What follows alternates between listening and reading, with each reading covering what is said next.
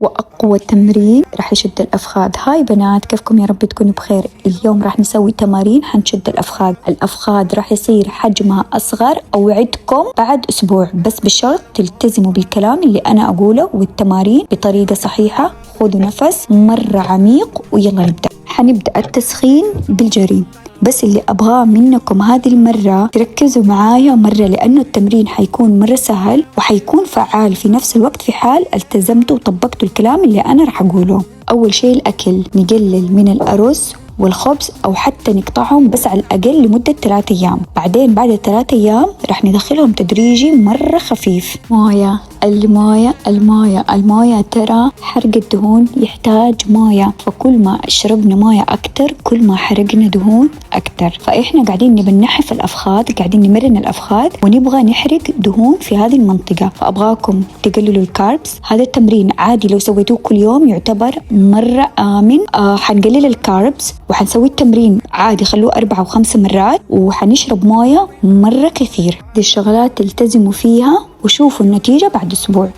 بليز بنات تاخذوا مقاسات الأفخاذ أو تاخذوا صورة، شيء يكون مرة دقيق، بس أنا أفضل مقاسات الأفخاذ، وتاخذوا المقاسات بعد أسبوع من التمرين وشوفوا الفرق واكتبوا لي بعدين في الكومنتس. أوكي، انتهينا من التسخين الأول وراح ندخل على التمرين الثاني. هذا يعتبر تقريبا كارديو، أبغاكم تكونوا شوية سريعين فيه عشان ترفعوا نبض القلب عشان نحرق سعرات. طريقة التمرين راح نرجع رجل على ورا وننزل فيها كأننا تمرين اللنجز، ونفس الرجل اللي نرجعها ورا هي اللي راح ننقلها للجهة الثانية. كل رجل تكون ورا نفس الرجل نستخدمها عشان ننتقل للجهة الثانية. ركزوا في كلامي وسووا التمرين مرة كويس. عادي إذا وقفتوا الفيديو وعدتوا سويتوا التمرين بتركيز، أهم شيء إنكم تسووه صح وتسووه بسرعة. دحين المفروض إنه يكون عندكم نبض القلب مرة مرتفع، يعني تحسوا إن جسمكم بدأ يسخن. هنا الجسم يبدأ يحرق سعرات. حنسوي تمرين البريدج، رجل واحدة، الكعب يكون تحت الركبة مباشرة، الرجل الثانية مرفوعة، نرفع الجلوتس وننزلها، لكن الجلوتس أبدا ما تلامس الأرض. راح نستمر لمدة دقيقة كاملة، راح تحسوا رجلكم مرة حريقة وتوجعكم.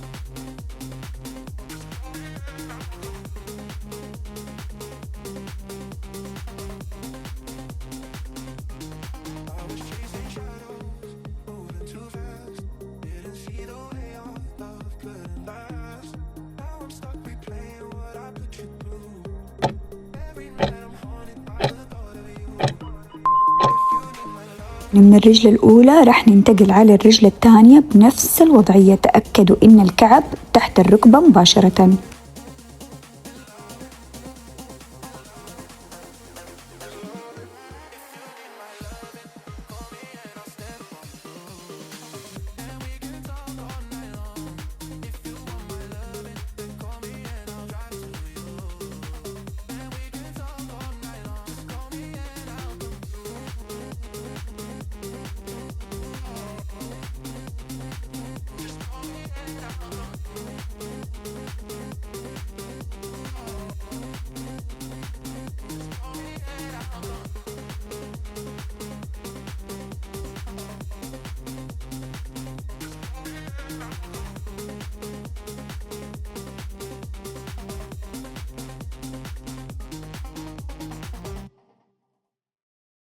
I was chasing shadows, moving too fast, didn't see the way our love couldn't last.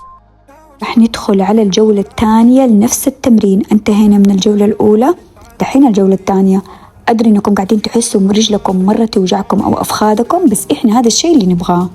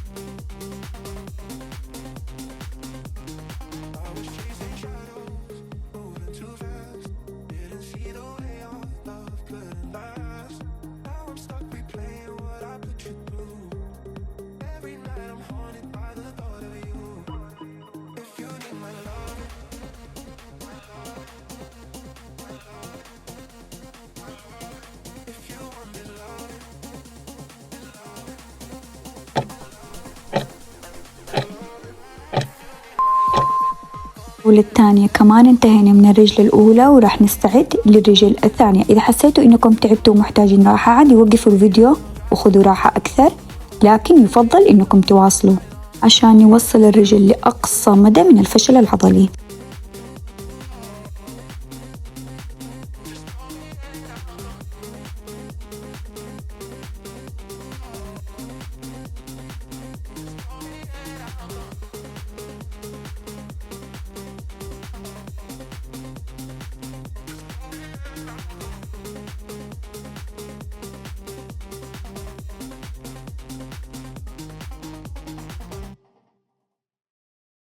I was chasing shadows, moving too fast. Didn't see the way our love couldn't last. Now I'm stuck replaying what I put you through. Every night I'm haunted by the thought of you. If you need my love, call me and I'll step on through. And we can talk all night long. إذا انتهينا من تمرين الأفخاذ الأول راح ندخل على التمرين الثاني. نيجي بهذه الوضعية، الرجل اللي فوق راح نجيبها على الأمام ونرفع الرجل أقصى مدى نقدر عليه. أبغاكم تحسوا ضغط في الأفخاذ. اللي أبغاكم تركزوا فيه في هذا التمرين إنه الجزء العلوي قد ما تقدروا أتحكموا فيه وخلوه ثابت، ما يتحرك معاكم الجزء العلوي، وقد ما تقدروا أرفعوا رجلكم لأقصى مدى، الركب تكون مفتوحة.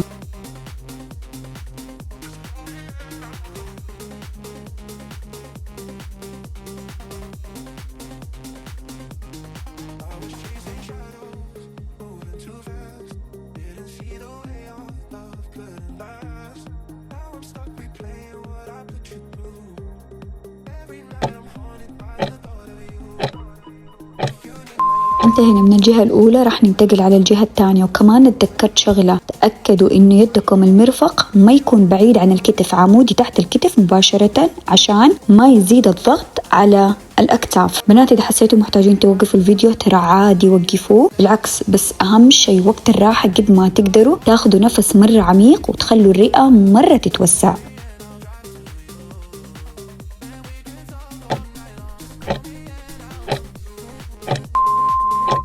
إذا دحين انتهينا من الجولة الأولى وراح ننتقل على الجولة الثانية، بس قبلها تاخذوا نفس وتريحوا وتشربوا موية.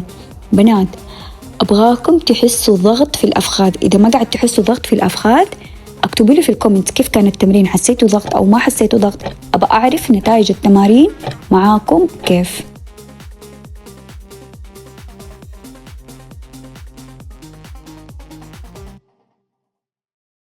I was chasing shadows, moving too fast. Didn't see the way our love couldn't last. Now I'm stuck replaying what I put you through. Every night I'm haunted by the thought of you. If you need my love, call me and I'll step on through. And we can talk all night long. If you want this love, then call me and I'll drive to you. And we can touch all night long. Just call me and I'll come through.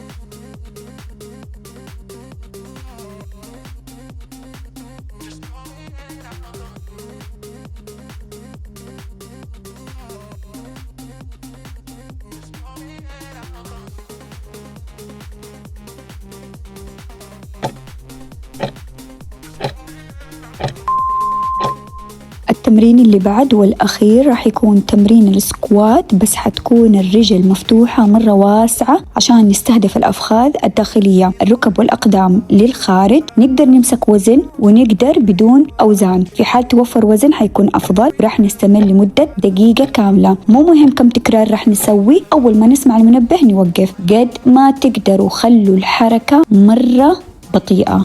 نزلوا أو توصلوا يدكم أو الوزن للأرض. شايفين بنات كيف؟ وتقوموا بعدها.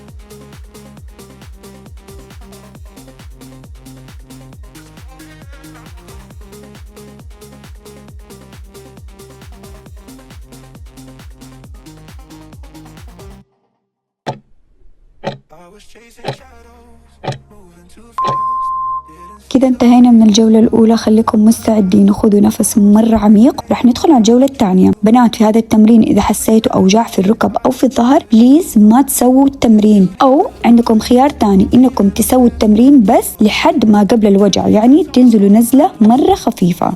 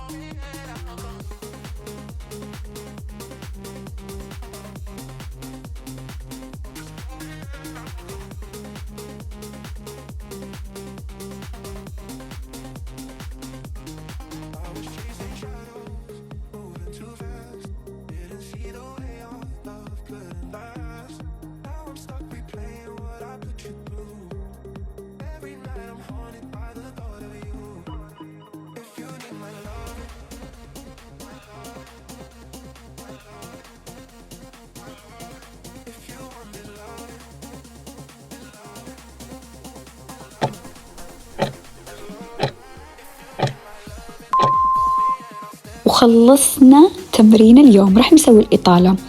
أول شيء تعالوا وضعية فراشة، وقربوا رجلكم أو الحوض من الأقدام، والظهر مشدود، وأتكوا على اليد وأفتحوا رجلكم قد ما تقدروا. أبغاكم تحسوا بأوجاع مرة قوية في منطقة الحوض والأفخاذ. استمروا لحد ما تسمع المنبه وتوقفوا.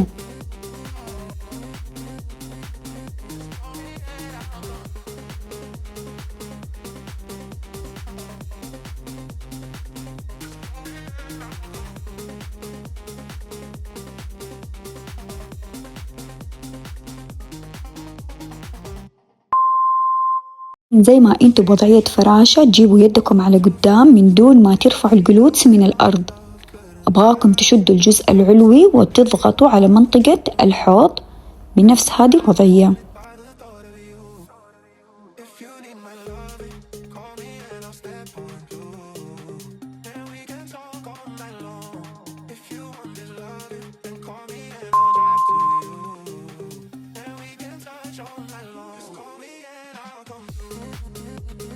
هذه إطالة الأرجل قد سويناها. رح ننام ونشد الرجل من بدايتها، نفتح الركب، الرأس نحاول قد ما نقدر نوصله للقدم.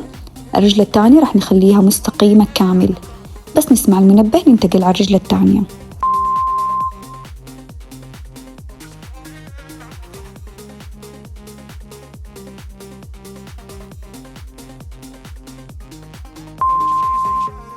دحين أبغاكم تناموا بالكامل، تحضنوا الرجل قد ما تقدروا، توصلوا الركب على الصدر وتضغطوا عليها، نايمين بالكامل وتنفسوا.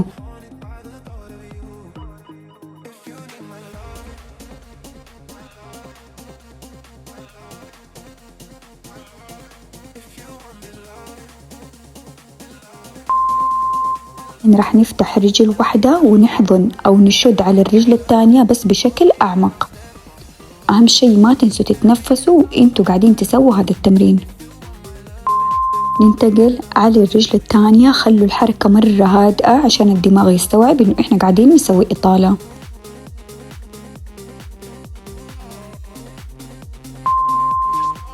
كذا خلصنا تمرين اليوم. سووا اشتراك إذا ما أنتم مسويين، اكتبوا لي كومنت وقولوا لي رأيكم، وما تنسوا اللايك إذا عجبكم الفيديو، وما تنسوا اللايك إذا ما عجبكم الفيديو.